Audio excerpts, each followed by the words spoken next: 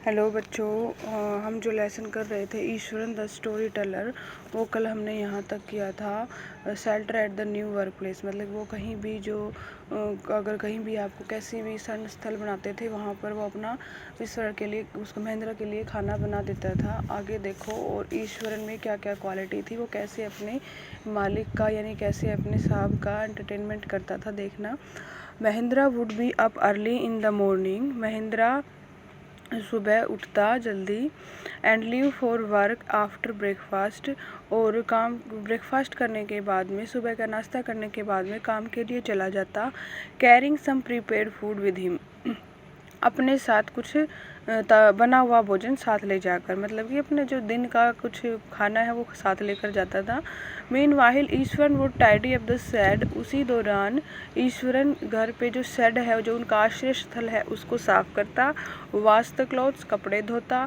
And have a leisurely bath, और आराम से, लेजरली होता है आराम से, जल्दी नहीं करता था, आराम से स्नान करता। पोरिंग सेवरल बकेट्स, उड़ेलता था, पोरिंग होता है उड़ेलना। सेवरल बकेट्स ऑफ वाटर, पानी की काफ़ी जो बाल्टियां हैं, ओवर हिज हेड, अपने सिर के ऊपर। Muttering a prayer all the while, इसी दौरान वो एक प्रेयर, एक प्रार्थना को बुदबुदाता रहता था। मटरिंग होता है बड़बड़ाना, मन मन में जो बुदबुदाते हैं ना हम मन मन में, ऐसे। It would be lunch time by then, इसके बाद लंच टाइम हो जाता। आफ्टर ईटिंग, खाने के बाद, he would read for a while before dosing of, दोपहर में सुस्ती लेने के लिए, डोजिंग ऑफ होता है ऊँघना, वैसे तो सुस्ती लेना छोटी नींद होती है उसको बोलते हैं, वो लेने से पहले वो थोड़ा सा पढ़ता था। The book was usually some popular Tamil thriller, और जो ये बुक होती थी वो आमतौर पर प्रसिद्ध जो तमिल की जो रोमांचक कहानियाँ होती हैं वो होती थी। Running to hundreds of pages, जो काफ़ी जो सैकड़ों पेजों की होती थी। Its imaginative description and narrative flourishes would hold Ishwaran in thrall. Its imaginative description, जो बुक के अंदर एक काल्पनिक वर्णन होता था।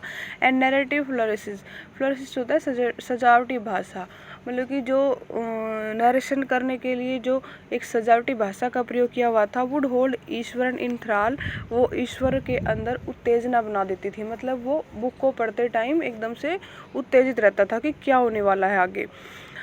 His own description were greatly influenced, अब ये इसमें राइटर ने कहा है कि जो उसके खुद के डिस्क्रिप्शन थे, उसका खुद का जो वर्णन करना था, वर ग्रेटली इन्फ्लुएंस्ड, वो भी बहुत ज़्यादा रूप से प्रभावित था। Bye the Tamil authors that he read, उन तमिल लेखकों से जो जिनको वो पढ़ता था।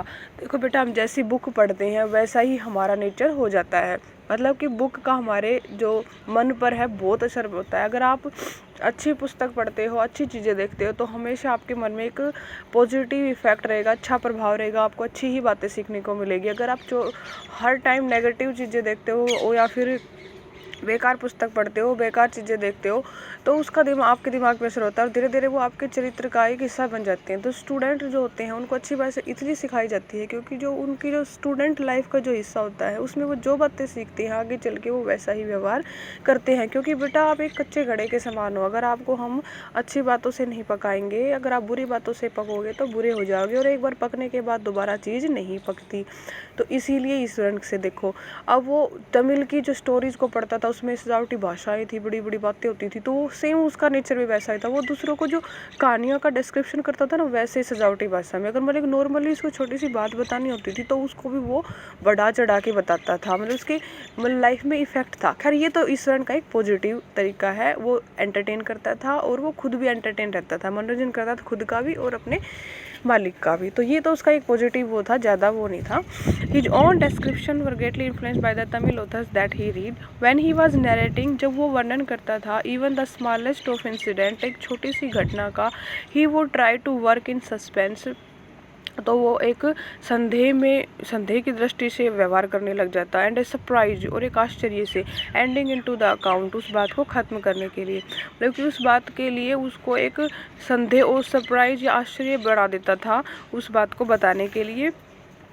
फॉर एग्जाम्पल, जैसे उदाहरण ले सकते हैं, instead of saying that he had come across N uprooted tree, ये बात कहने की बजाय कि उसे एक उखड़ा हुआ पेड़ मिला ऑन द हाईवे के ऊपर, ही वुड से, वो ये कहता, विद आईब्रोज सुटेबली आर्च्ड, जो उसकी आईब्रोज हैं, जो उसकी बोए हैं उनको सुटेबली, मतलब कि एक अच्छे ढंग से आर्च्ड, मतलब उसके ऊपर बल डाल लेता था, आर्च डाल लेता था। आर्च वैसे चाप को बोलते हैं, जो चाप मतलब धनुष के जैसी, मतलब कि आईब्रो को ऐसे खड़ा कर लेता था। And hands held in out and dramatic gesture, और अपने हाथों को ऐसे कर लेता था एक नाटकीय ढंग से दिखाने के लिए, मतलब कि हाथों को बना के कि मैंने ये देखा, और उसको बोहे को चढ़ा लेता था वो, मतलब कि पूरा मतलब कि बना देता था वो मनोरंजन का।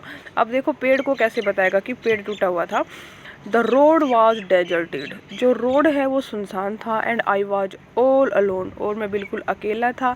सडनली आई स्पॉटेड समथिंग, मैंने अचानक देखा कुछ। That looked like an enormous bushy beast, जो एक विशाल झाड़ी जैसे जंतु के जैसे दिखाई दिया, मतलब एक झाड़ी जैसा, जैसे जानवर पड़ा हो बड़ा सा पेड़ के ऊपर। स्प्राल्ड अक्रॉस द रोड, जो पूरे रोड पर फैला हुआ था। I was half inclined to turn and go back, inclined होता है कि बना लिया था, मतलब कि शामिल होना, मतलब कि मेरे मन में हो गया था कि हाफ इंक्लाइंड, मेरा आधा मन हो गया था to turn and go back, कि मैं मुड़ जाऊं और वापस चला जाऊं।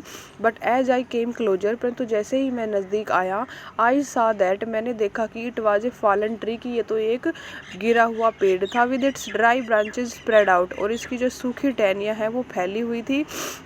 Mahindra would stretch himself back in his canvas chair, और महेंद्रा फिर से अपनी जो कैनवस की चेयर होती थी उसके ऊपर वापस से बैठ जाता।